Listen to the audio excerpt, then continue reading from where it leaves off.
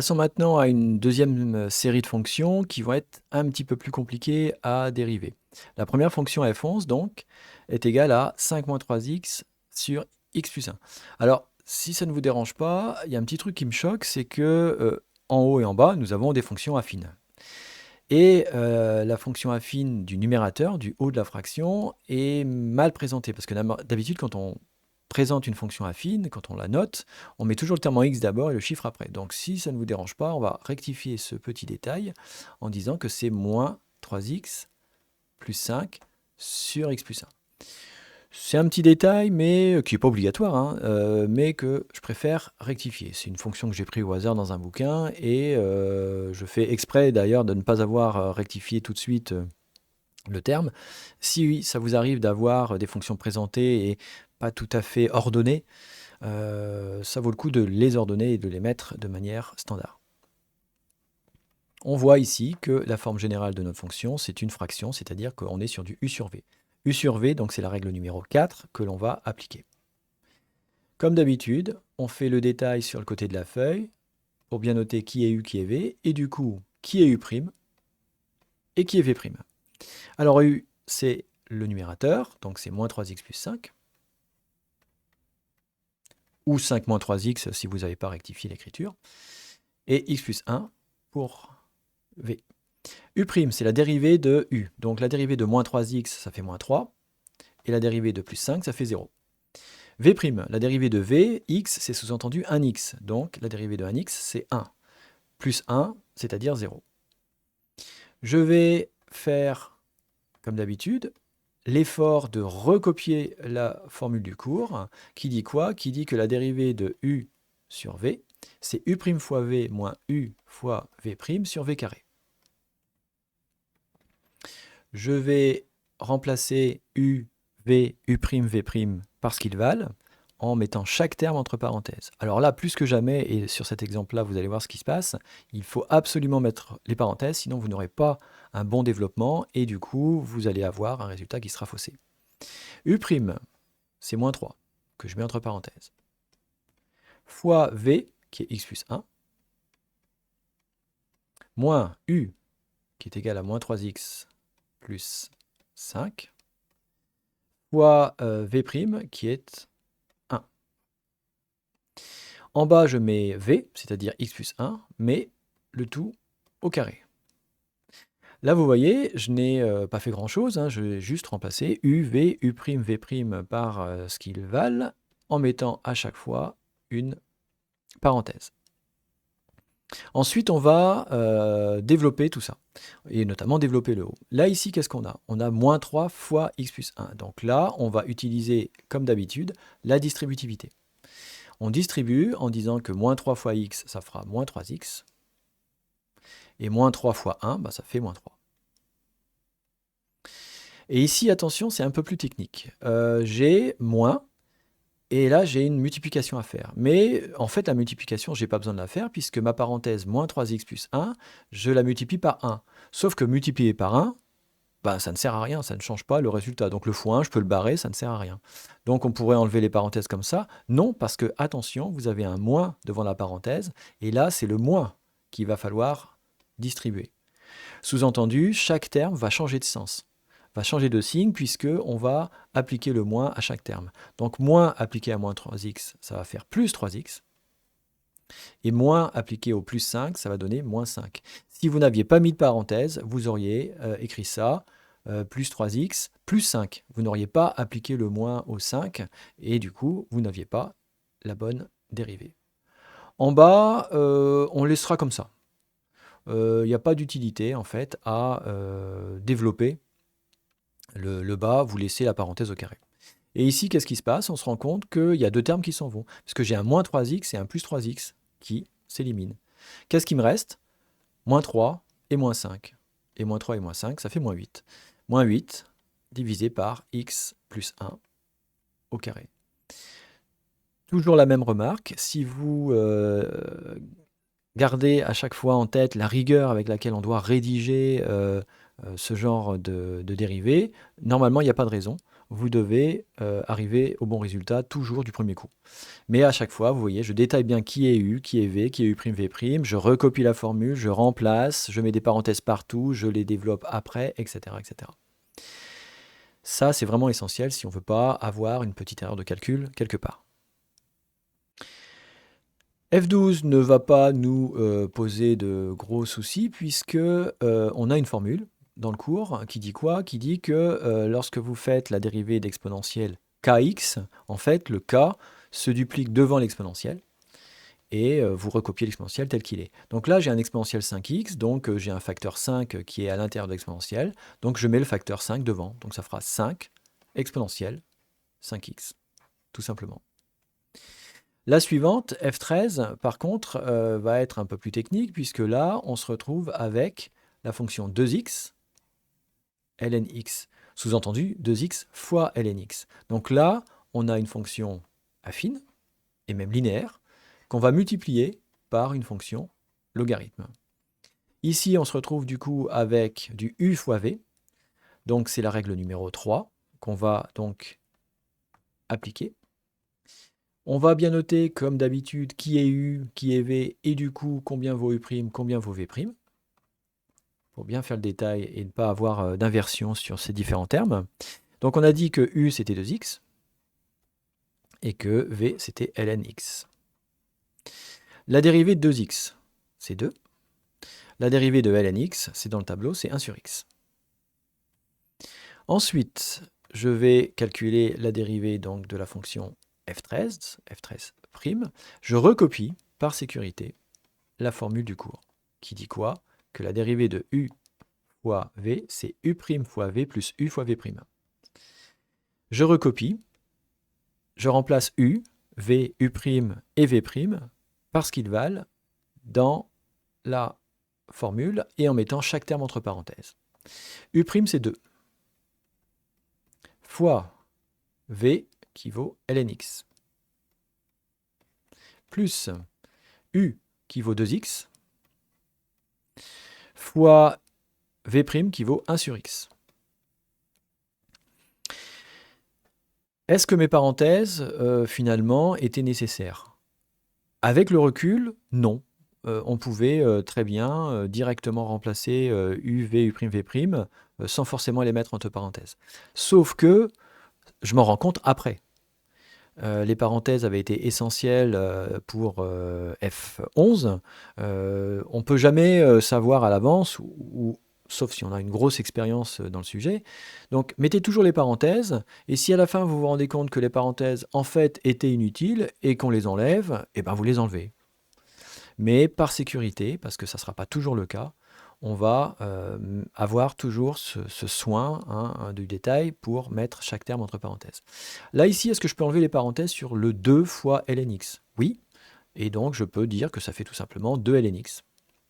Plus, est-ce que je peux enlever les parenthèses sur 2x fois 1 sur x? Oui, tout à fait, ça fait 2x fois 1 sur x. Et là, qu'est-ce qui se passe? 2x fois 1 sur x, ça fait 2x sur x. Et 2x sur x, ça fait 2, puisque là j'ai un x en haut et j'ai un x en bas. Le résultat est assez simple, ça sera le double de lnx plus 2. Et c'est tout. Passons à F14. F14, c'est exponentielle x sur x, donc fonction sur fonction. On ne va pas échapper à la règle numéro 4, u sur v. Ici, c'est fonction exponentielle sur fonction affine. Comme d'habitude, je note sur le côté que vaut u, que vaut v, et du coup, combien vaut u' et combien vaut v'. U, c'est le numérateur, donc c'est le dessus, c'est exponentielle x, et v, c'est le dessous, c'est x. Alors, les dérivées individuellement de chaque terme. La dérivée d'exponentielle x, c'est exponentielle x, c'est elle-même, c'est dans le tableau. Et la dérivée de x, sous-entendu 1x, c'est 1. Je vais donc calculer la dérivée de mon u sur v, et je remets la formule, même si je commence à bien la connaître.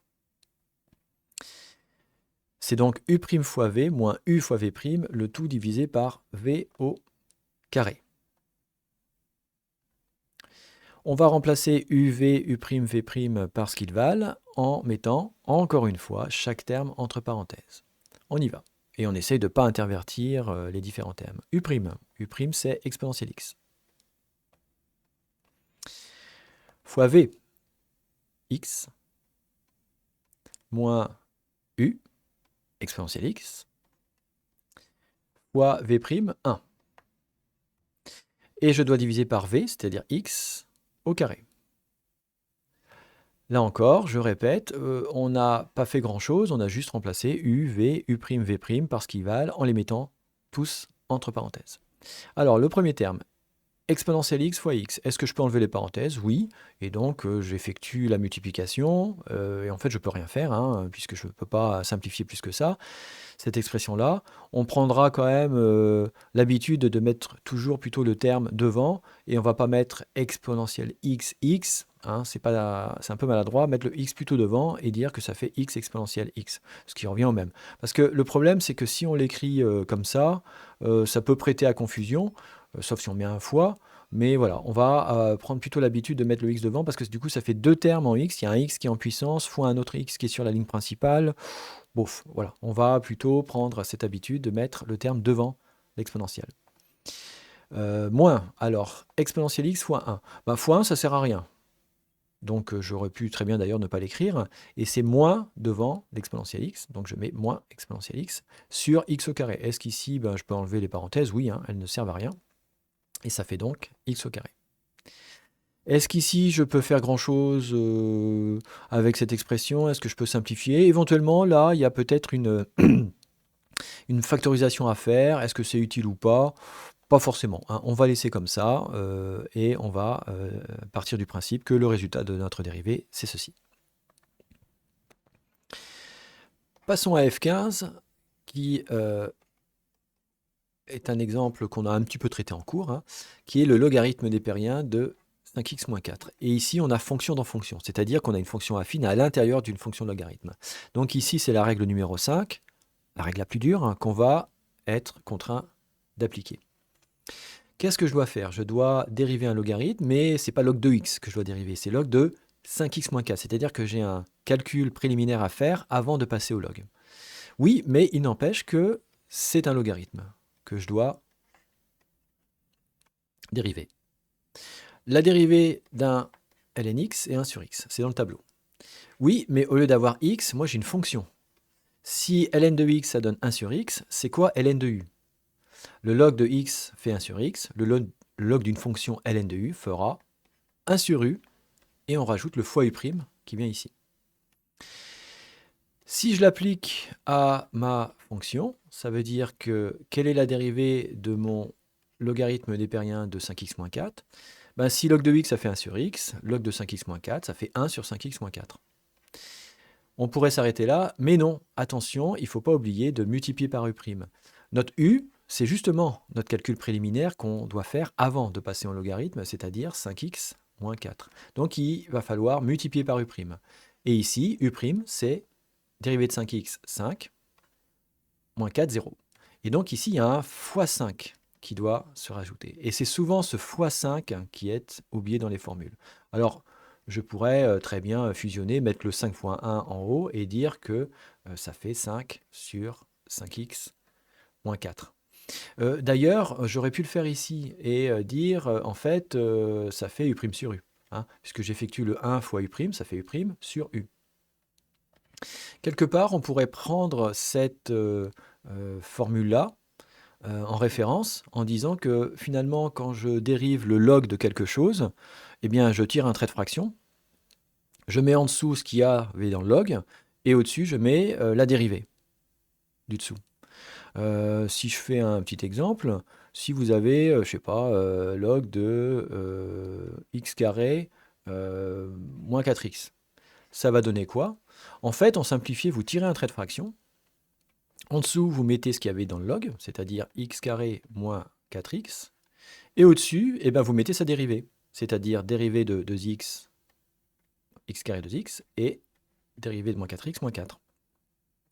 C'est peut-être encore plus simple de l'apprendre comme ça, et à chaque fois qu'on aura le log de quelque chose, on tire un trait et on fait cette méthodologie-là. C'est aussi simple.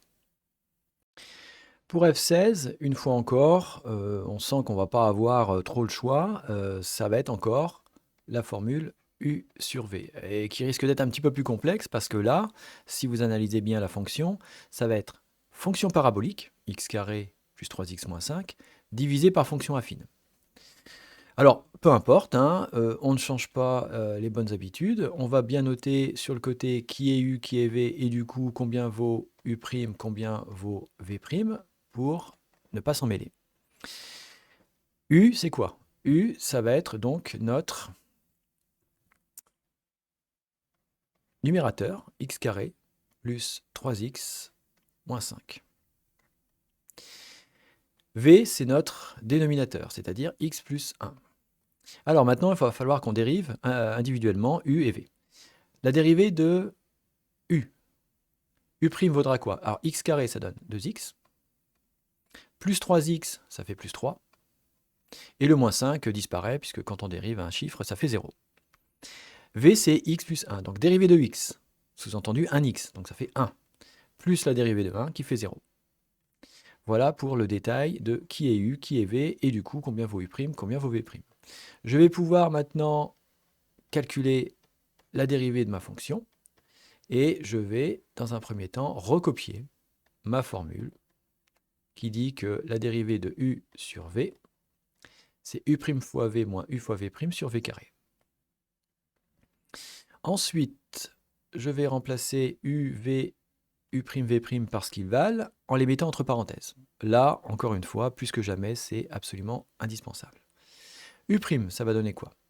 U', c'est 2x plus 3. Fois V, qui est égal à x plus 1.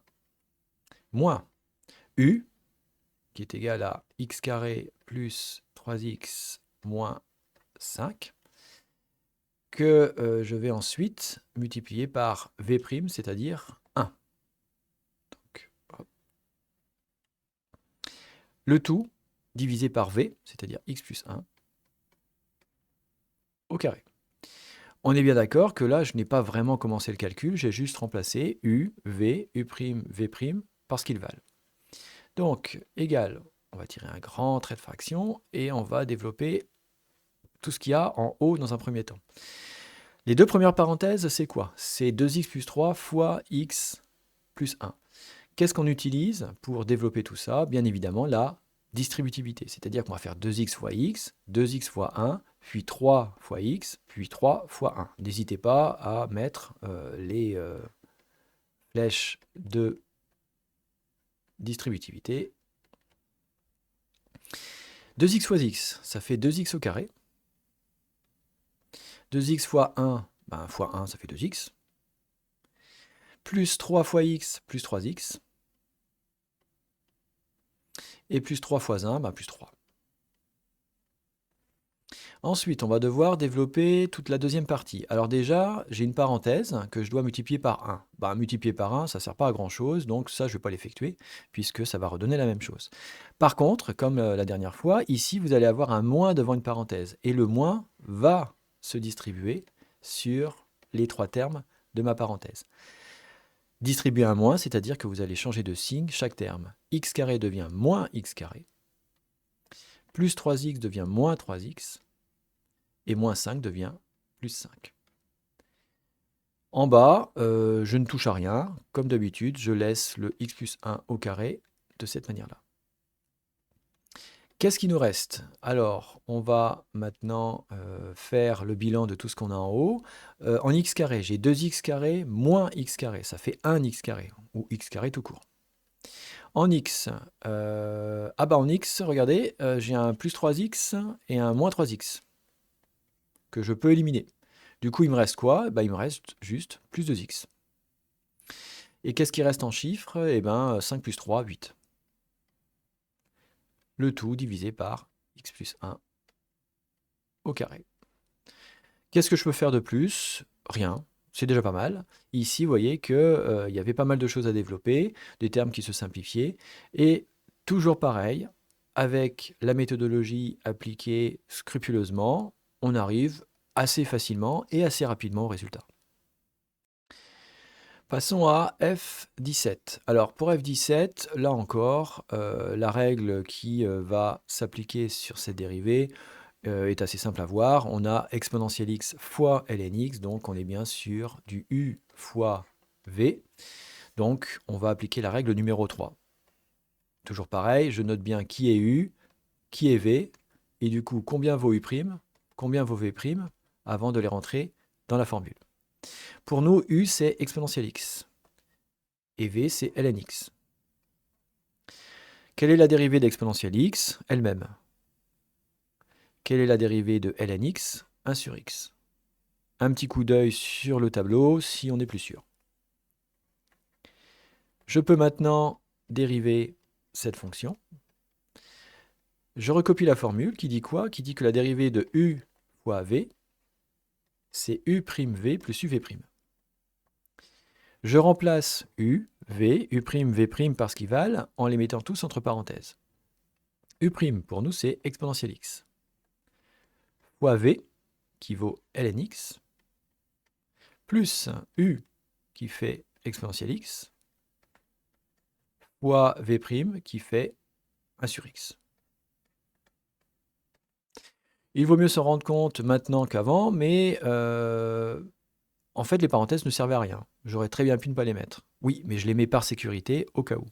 Ici, qu'est-ce que je peux faire? Je les enlève et puis du coup je me retrouve avec exponentielle x log de x, c'est-à-dire un petit peu la fonction de départ, hein, plus exponentielle x fois 1 sur x. J'effectue la division et puis je vais dire que ça fait exponentielle x sur x. Voilà. Éventuellement, certains auraient peut-être été tentés de faire une factorisation en disant j'ai exponentielle x ici en commun dans les deux facteurs, et donc du coup si je le mets devant, ça fera ln x facteur de ln de x plus 1 sur x. Là j'ai la forme développée et ensuite j'ai mis la forme factorisée. Laquelle sera plus pratique à exploiter derrière pour notre étude de dérivée? Bon, a priori, on ne sait pas trop et c'est assez compliqué d'anticiper ce genre de choses en disant cette forme-là sera plus pratique qu'une autre. Là encore, c'est l'expérience qui jouera à un moment donné, mais comme de l'expérience, on n'en a pas encore beaucoup, nous, on reste sur la forme développée, celle qu'on a obtenue après avoir enlevé les parenthèses. Pour F18, il y aura peu de soucis, hein, on peut directement écrire la dérivée. Donc le premier terme c'est x, sous-entendu un x, donc la dérivée c'est 1. Puis on doit dériver moins 2 racine de x. Alors moins 2 est un coefficient, donc je le laisse où il est, règle numéro 2, et je vais juste dériver racine de x. Racine de x est une fonction qu'on ne va pas trop étudier, mais elle est dans le tableau, donc il suffit d'aller jeter un œil sur le tableau des dérivées usuelles pour dire que la dérivée de racine de x, c'est 1 sur 2 racine de x. Est-ce que ici je peux faire une petite simplification? Oui, j'ai un 2 en haut et un 2 en bas que je peux enlever et dire tout simplement que ma dérivée, ça sera 1 moins 1 sur racine de x. Et je ne peux pas faire grand-chose de plus. Pour F19, pareil, pas de grosses difficultés, il faut juste faire attention aux coefficients. Ici, le premier terme, c'est 2 exponentielle 2x. Le 2 qui est devant l'exponentielle, on le laisse où il est. D'accord? Et je vais dériver exponentielle de x. La dérivée d'exponentielle de x, le 2 qui est à l'intérieur de l'exponentielle va se dupliquer et se mettre devant. Donc la dérivée de exponentielle de x sera 2 exponentielle de x. Et je fais la même chose avec le terme suivant. Moins 5 exponentielle moins 5x. Le moins 5, je le laisse où il est, devant l'exponentielle. Fois. Et je dérive mon exponentielle moins 5x. Même phénomène, j'ai un moins 5, le moins 5 qui est à l'intérieur de l'exponentielle, qui va se dupliquer devant. Et donc du coup, je vais mettre moins 5. Alors là, je vais être obligé de mettre des parenthèses. Exponentielle moins 5x. C'est la même écriture que la fonction de départ. J'ai juste un 2 et un moins 5 qui viennent se dupliquer, se mettre devant l'exponentielle. Ici, qu'est-ce que je vais faire? Effectuer le 2 fois 2, 4, exponentielle 2x, et ici, effectuer le moins 5 fois moins 5. Alors, moins par moins, ça fait plus, et 5 fois 5, ça fait 25.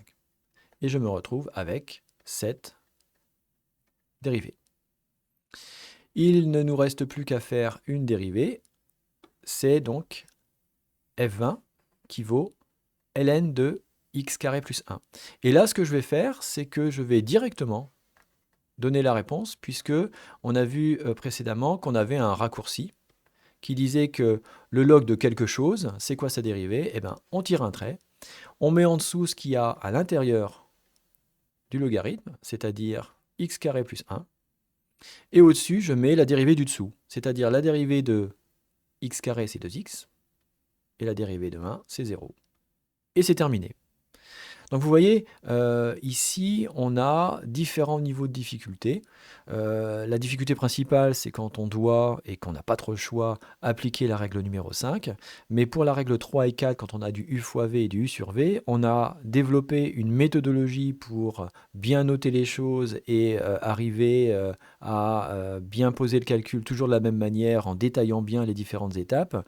Et si vous respectez ces différentes consignes, ça devrait bien se passer. Ça n'empêche pas que de temps en temps, on fera des petites erreurs de calcul ici ou là, mais ce qui risque malheureusement de se passer, c'est que lorsque vous allez vous planter sur une dérivée, ça ne sera pas forcément sur une mauvaise application de formule ou sur une mauvaise compréhension de l'application de la formule, mais tout simplement parce que vous avez fait une petite erreur de calcul quelque part.